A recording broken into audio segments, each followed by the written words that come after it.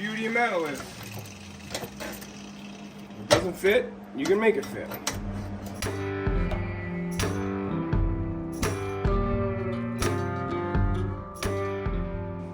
All right, welcome back. We're gonna do a little bit more metal fab on the radiator support.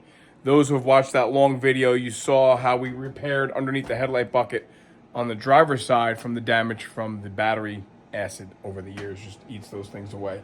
I did enlarge the edges here of the repair for those who noticed that that wasn't finished yet. That's done and welded, but still needs some metal finishing work. Let me show you what I'm going to work on now. We have one more spot to repair, but this will turn into a real quick one-piece A to Z metal repair. I think we did that A to Z repair maybe on one of the windshield sections on the car. So let me flip this thing around and we'll get right to it. All right, so just when you think you're done, you find a little bit more of this. I didn't find it. I knew it was here. This is the very, very bottom of the radiator support for the W-31 Mr. Jones project. So let's talk about how you would attack this, or how I'm going to attack this. Unfortunately, the rust, you can see my hand through here, the rust kind of goes beyond these mounting holes for that big center hood latch assembly, right? That mounts to the bottom here. I oftentimes like to cut through the middle and use those holes as indexing. This is very easily duplicated in this case, right? We have the drill press over here, so we can very easily just punch some holes in it. What I do want to be sensitive to, every time you do a repair, you want to figure out where you could really go wrong. This is a very, very nice turned edge here. Similar to what we had to do over here, this is a bit crude. I think it's okay in this location, and I can kind of planish this out and grind this to make it a little bit better. These are just some welds I had to touch up second course of welding, because sometimes you get some real highs and lows and you can't grind them out because you'll grind through. So you actually got to go ahead and put another course of weld on there. Not a problem. What I'm going to do here is I think I'm going to cut it right in this line, leaving this little delicate flange. Worst case scenario, I can always cut it out. But if I save that piece and keep it perfectly straight, then I can hide my metal work in here, and very easy to grind on the backside and make this really kind of how I like it here. And then it eliminates a 3 bend deal, right? This is bend 1, this would be bend 2, and that would be bend 3. And then you got to keep it really, really tight. So let's work on doing it that way. If it doesn't work out, we can always take another strip and just weld a strip on the edge of the plate that I make. So I'm going to go ahead and make some lines here where I'm going to cut it. We'll see what kind of magic we can't make happen here. All right, so it's not so daunting when you start putting some numbers to things and you just start recording before you go cutting it apart. Record what you have. So I know from the bottom lip here where I can put a tape measure nice and conveniently, it's 2 5/8 up to the center of that hole. These are... Nobody's going to duplicate this same repair, but these are just things that you think might be trivial, and then you go to put the dang car together months or years later, and this whole section here that holds, you know, the grills and the hood latch isn't where it's supposed to be. And it's because all you got to do at that point is just drill new holes. But at least you know where everything was. Put your tape measure here and measure before you cut it apart, is all I'm saying. 2 5/8 to the center. And we know that these bad boys are 6 1/8 apart. And what I've done is I've put this line here indicating where in this repair those holes live. This is all gonna stay. This is what's coming out. This is also staying for now. See if we can't save that. But you can clearly see that I don't want to get into making little sections here and there. We're just gonna cut this whole bad boy out. Let's get the grinder going, cut it out, and then in my hand, that piece of metal will not look intimidating at all.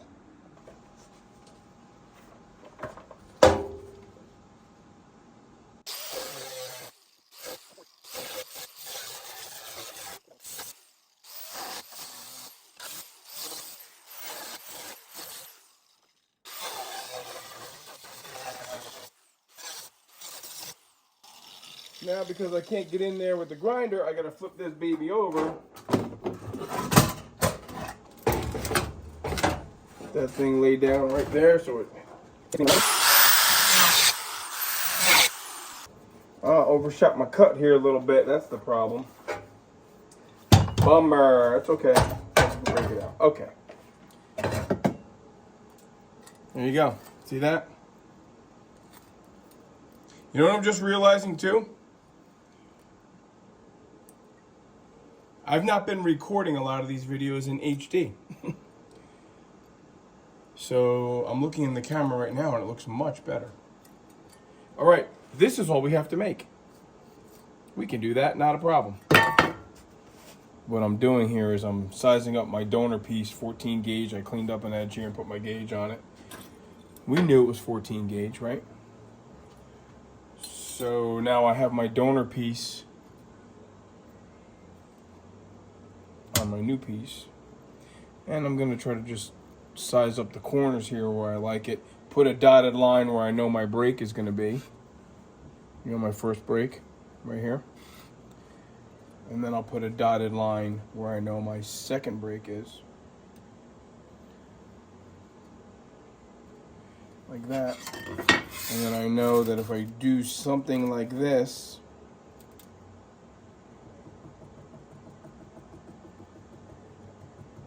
that's bend number 1. And if I take this here, I know that this is going to be break number 2. This is going to be that. Well, time to put the piece of metal in the metal break.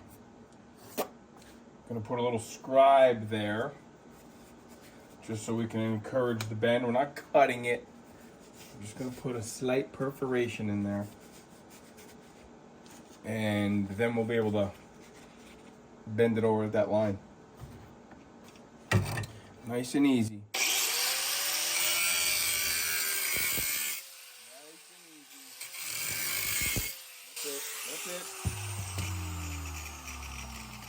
That's all.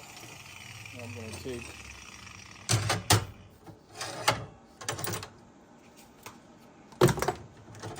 this, tap it down here, right here in the middle, and see how we can, you gotta kind of shock it, you know what I mean?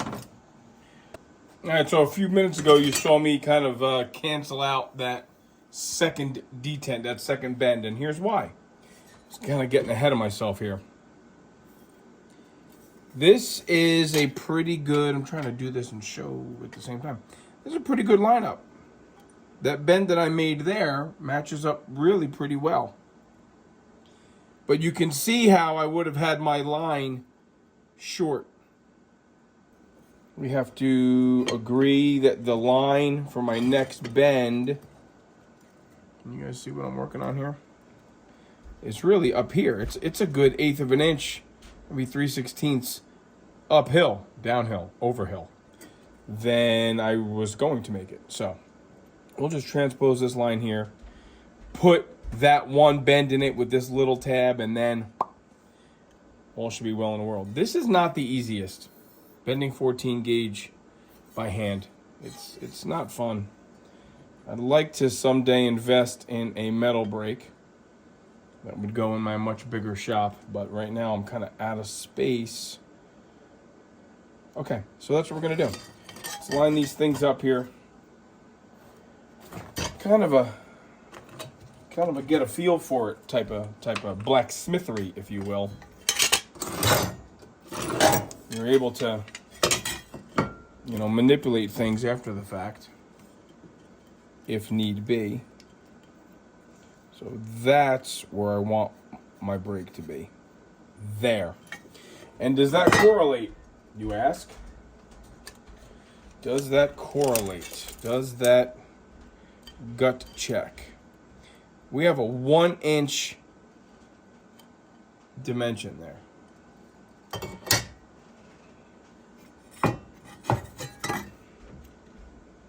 And we have a 1 inch dimension. So if I just come up this thing 1 inch, from my bend though, right? Not from, yeah, 1 inch. That's gonna be my new line. All right, we'll just kind of trace our... All right, now we gotta make this piece bend that way. You know, you could see where my dotted line was? That would have been incorrect. So sometimes pump the brakes on yourself. Pump the brakes. Think about what the heck you're doing. What the heck I'm doing now is now I have to transpose this line to the back side, because that's where I need to put my relief cut, right? The relief cut's got to go on the back so that this piece can bend opposite direction. If I put my relief cut here, it's only going to want to bend the direction I don't want it to go. So if you do your second bend and you pay attention to kind of how much to bend it, again, more of a feel thing here, just kind of lining it up here to show you how I have it pretty much where I want it. So all we're going to do now is trim to fit, right? We know we don't need all of this beef. We're going to take that off, and we're going to trim here on the bottom, take that off, and start really making this thing look like it's supposed to, and tack it in. All right, we're just some preliminary fitting. You can see how this is all going to go together just like that. So what I'm going to do now is just sit on my little stool, take my little mini flap, and just start whittling on this. And like I like to say, we're going to sneak up on it. I'm going to open this up here a little bit more and just play until we get this to fit the way I want it to fit.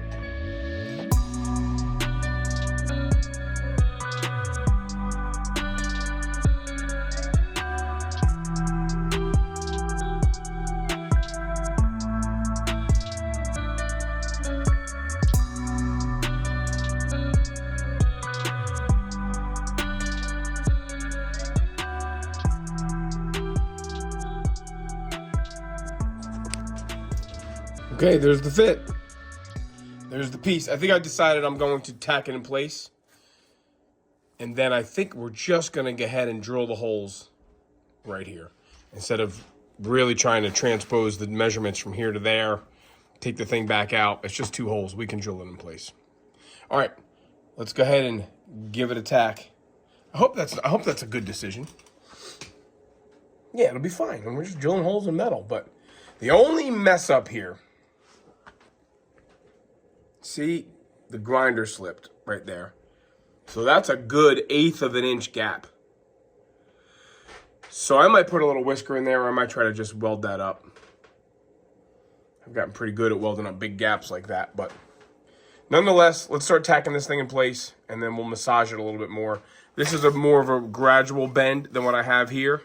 So I think I'm gonna end up doing some grinding and some welding to introduce a little bit more of a gradual contour on that. Now's the fun part.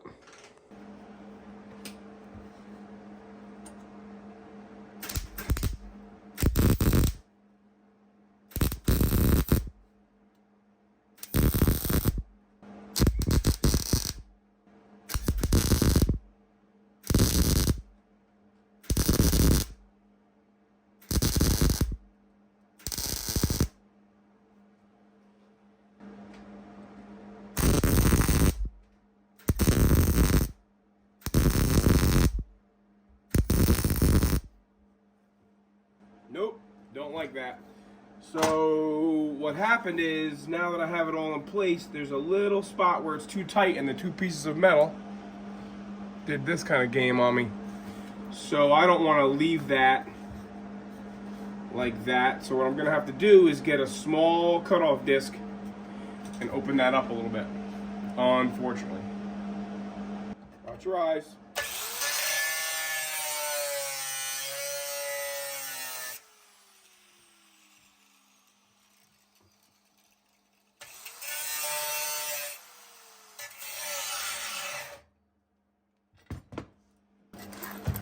You guys were here with me. I made this new piece a little too tight. And now as I'm welding it, it's kind of fighting me a little bit. Yeah, I'm gonna end up having to cut this whole thing open here. Well, let's not mess around, let's just do it.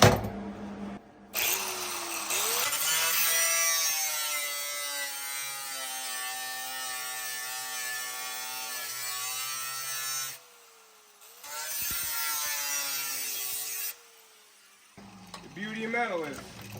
If it doesn't fit, you can make it fit. Just, you have a grinder and you have a welder. There we go. Look how nice that is now. Yippers. That's cool. That's cool. You know, if it doesn't fit right, don't weld it.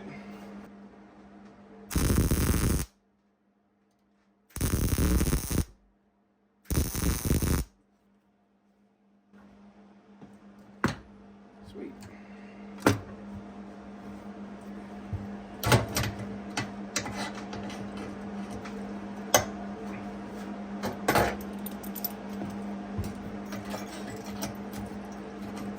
Now I'm gonna go after this corner. Yeah, man, that's it. That's the business right there.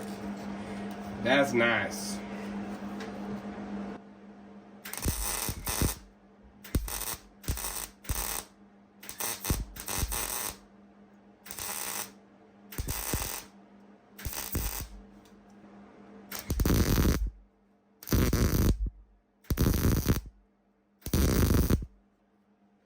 It's a good sign too on welding, and this radiator support is taking it just fine. It's really good. It's really pretty good. I have them. Look, these are just ones I bought. Oh man. Yep, I bent them. I have them all the way tight. Okay. If I bent them once, I can bend them again.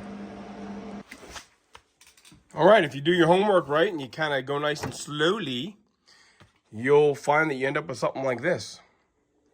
And what I've done already, you know what I did? I kind of misplaced my phone. I don't know, put it in the other room. So you missed a couple scenes here. There's my 2 5/8 from the bottom lip here. And my 6 1/8. And if we take the original piece and we lay it over here, we should be kind of, again, we have to account for the depth difference, but there's my center line. There's, oops, go backwards here. And there's my center line there. So I'm sitting on a weld. Yeah, there it is. Boom. And boom. All right, exciting stuff. Let's drill a couple holes. I'm gonna do a little pilot hole here. I'm sure you guys have seen holes drilled before, but it's all for good content. So I'm going to drill a little pilot hole right on my mark.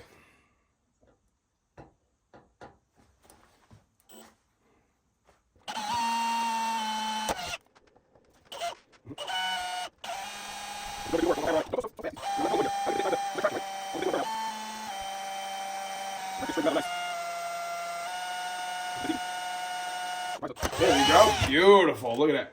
Surprised how sometimes you see people try and drill through metal and they're just like, rah, smoking bits, going 1,000,000 miles an hour. 25/64 fits in there beautifully. A 3/8 bit just doesn't. But actually, you know what? I think we're going to use the 3/8 because it might give me a little bit of extra wiggle here. Sometimes these things evolve, right? We know a 3/8 just doesn't go in there, but we're going to use that to our advantage. See if we can't just get right to it.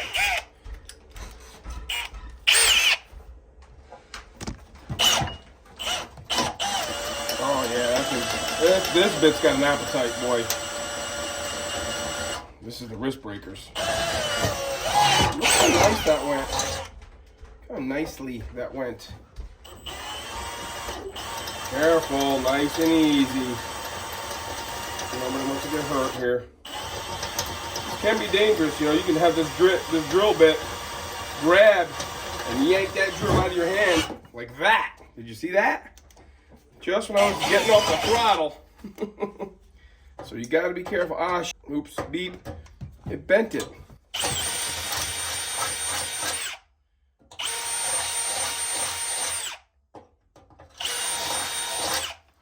It did. It put a little bend in that son of a gun.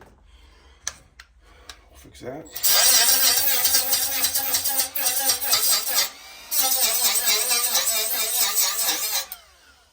Simplest of things. Drill 2 holes. You guys are gonna get totally blocked out of the ever exciting shot of, oh well.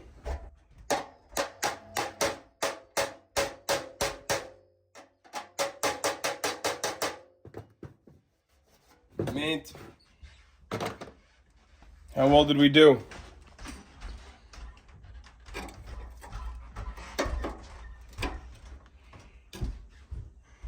I think we did pretty good. All right. All right, that's about as simple as I can make it, unfortunately. There's the piece installed, all welded in, alternating welds to try to keep the warping and overheating to a minimum. This course of bead here is because, right, I had to scribe it so I could bend it there because I don't have a brake. So this is all because I don't have a brake.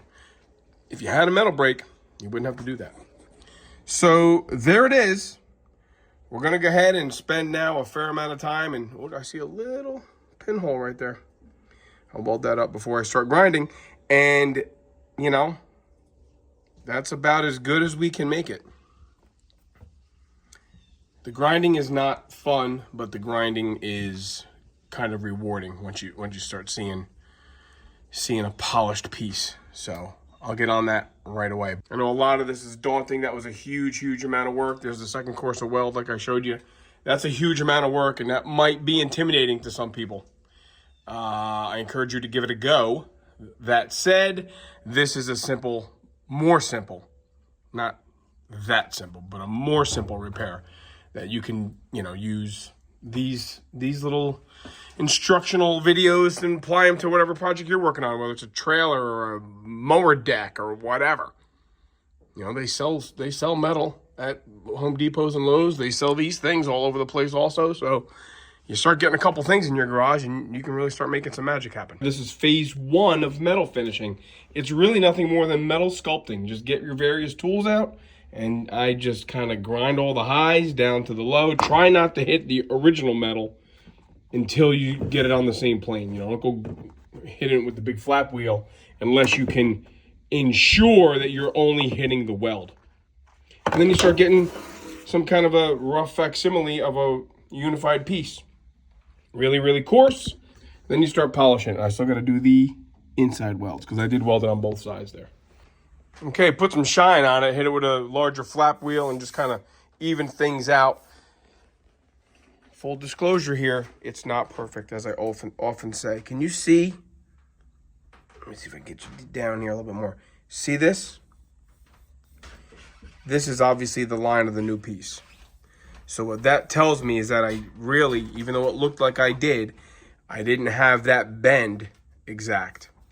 And the original part has a more gradual angle, I guess, at this shape than this does. This is a little bit tighter. The only concern I would have is that the hood latch assembly, you know, the support that comes down in here, has a little bit of a hook that goes behind the radiator support. I'm sure you guys have had these cars apart. You understand what I'm talking about. It comes down like a big ramp, and then it has this little foot that goes down in here, and that's where the bolts go through. If this dimension in here does not allow for that hook, could be a little bit of an issue requiring some adjustments. But in any case, that's kind of getting nitpicky. There you have it, okay? This will be the final installment of this video. Thanks for watching. Stick around to watch more of what we have coming up. We're going to be making a big change here, moving on to the next chapter of this project. All right, next time.